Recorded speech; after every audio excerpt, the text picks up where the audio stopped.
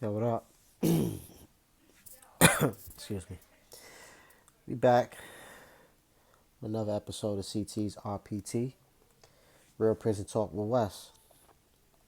Now, I recently just became a part of a prison fellowship group, and I was online, and they had there's a web page that we all share, and we had a segment on incarcerated parents and how to cope when you can't connect with your children. And this kind of had hit home for me because I got two daughters that I left. I left two little girls, came back to two beautiful young ladies. And it wasn't always easy to connect with them from prison. So, shit. I had gaps where I went months without talking to my kids. There was times where I had no idea of where they were. And I'm not here to point the finger or point the blame on anybody because at the end of the day, I was in prison for the decisions that I made. So I'm gonna be a man and own up to that. But I was going over a lot of the steps that they outlined in the incarcerated parents how to cope when you can't connect segment. And I related to a lot of them. Some of them I didn't. A lot of them I did. Mind you, this site, I don't know, I can't say I think, I know it's for women that was incarcerated. But that don't mean that anybody that's incarcerated can't connect. Because as fathers, we love our kids and we miss our kids when we go to jail too. So these steps can be helpful to anybody if you apply them. So the first step they had up there was called addressing the pain. And they was talking about how a lot of the times when we have an issue that is not addressed, we walk around with what is called misdirected anger, which I don't even know if that's a real term, but I know that my celly, shout out to Lugo, dude I was in the cell with from Bridgeport. Lugo used to say that shit all the time with me to me when I was in the cell with him, and I mean he used it a little too frequently. I think he used it for anything but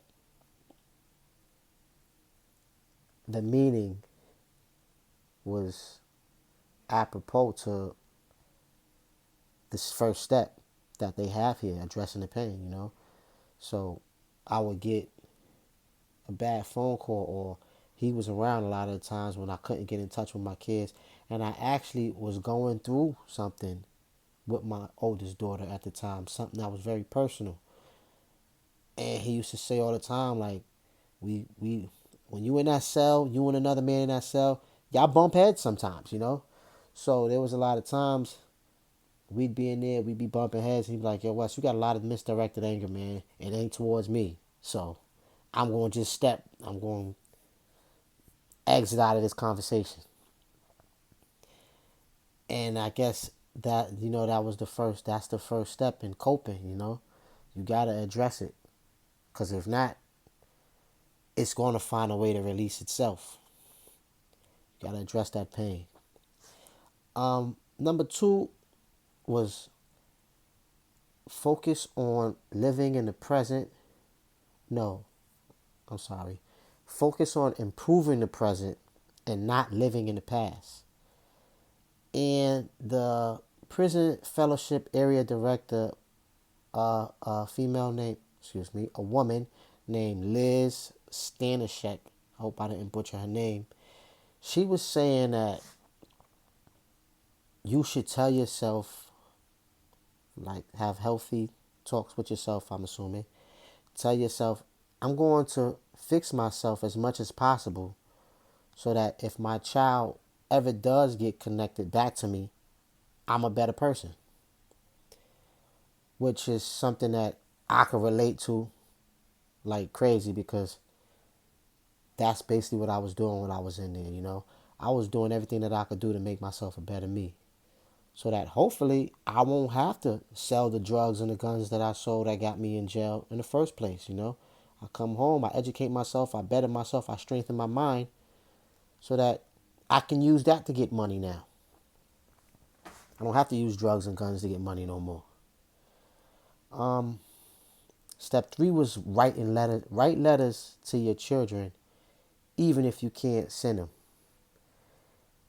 And I could kind of relate to that because what I would do, I would write letters to my kids, even when we went through that gaps where when we went through our gaps where I didn't speak to them in months, and we went through our lapses where I didn't even have an address on them. I knew that my relationship with them, when I'm in prison, my relationship with them is not really in my power, and the person's power it was in made our visits, our interactions, because I had no visits with my kids, but made our interactions sporadic, you know. There was, I guess, financial issues, life issues. You know, people who got lives. So I'm not going to sit here and point the finger at anyone and say, well, she should have brought my kids to see me, or she should have did this, or she should have did that. Because at the end of the day, I should have not had been there. I knew I had kids when I sold the drugs. I knew I had kids when I sold the guns. So I should have not had been there. So back to the step though, I still will write them letters. I wrote my kids letters every month, you know. But the way Miss Stanishek was explaining it, she was saying like write letters even if you know you're never going to see your kids. I wrote letters because I knew just like they went, she'll pop my kids' mom will pop back up, you know, sporadically. Hey, this is where we at now, and I'll have an address on them, and I'll be good again. But she was saying how what Miss Stanishek was saying. She was saying that how writing your feelings to your kids could be healing, even if you know that they're not going to receive them. Just getting them out, you know. Um, she also said the next step was connect with other children, if possible. Now, mind you, this is pertaining to female inmates. So on the website, I'm seeing she was talking about like daycare programs and such. We don't have none of that, so I definitely didn't. That doesn't relate to me. Definitely didn't relate. Like the next step, she said connect with other women. Of course, you have to make that relate to you and your situation. And if you're not a woman and you're not in a woman's prison, she meant connect with other men or other inmates. That's healthy though, not nobody that's going to be unhealthy towards your process. You know what I mean? You don't want to connect with somebody that's going to be saying, oh, well, let's go do something that's going to get us into the box. Or somebody that's going to be agreeable. Because a lot of times when I was weak and dealing with my emotions, a lot of times I would be the one that would come up with the grand plan to get myself sent to the box. You know, I'm going to go do this to so-and-so today because I feel some type of way. And me connecting with someone that's going to be agreeable with that is not healthy. So she may connect with other healthy inmates that's probably going through or been through it and can help you get through it. The next step she said to read.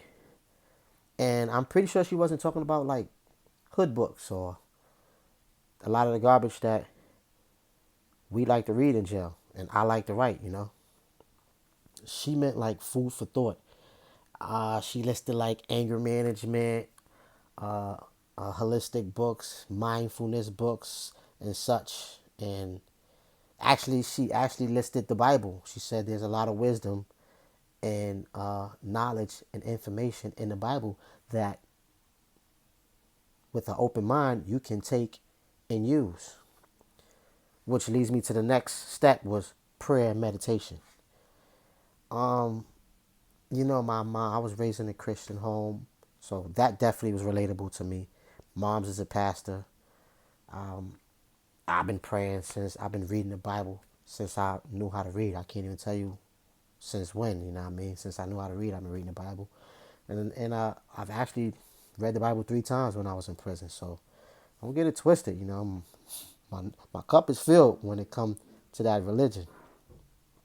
And she was saying how meditation and even yoga can help heal, and like bedtime relaxation exercises can help improve your sleep, and prayer can be healing and calming. She also, the next step she said was like to talk to a professional, like speak to a counselor or medical staff or a chaplain about any troubling feelings that you may be having. I can't say that that relate to me because I never really had to speak to anybody. I really kept. I mean, I spoke to like my homies, like I was saying, somebody healthy towards your progress or towards your process. I would do that sometimes, especially when you're living in a cell with somebody and the dude got a good head on his shoulders and y'all communicate like that. The next step was to get busy, which definitely related to me. Stay busy was what I like to say. She was saying like do whatever you can do behind bars to better yourself. Me personally, I got in as many programs as I could. I volunteered for programs. I kept a job. I had my brother pay for a program from the streets, you know, and I forgot how much it costs. It's like 40, $50. But you take the program through the mail. They send you the questionnaire. You read the pamphlet, answer the questions, send it back. They grade it, and then at the end they send you a certificate. And it was just about staying busy. I took a few college courses. I went to school. I took pre-college courses first. I took classes that was like they were time fillers for me because I didn't want to be sitting in that cell. So I would take anything. I took psychology. I took biology. I took macroeconomics and microeconomics. Went back for microeconomics, English, and those was all pre-college courses because at the time they told me I'd had too much time to take the college courses. So the program, it was a Pell Grant program, and it was only offered to dudes that had no more than 5 years.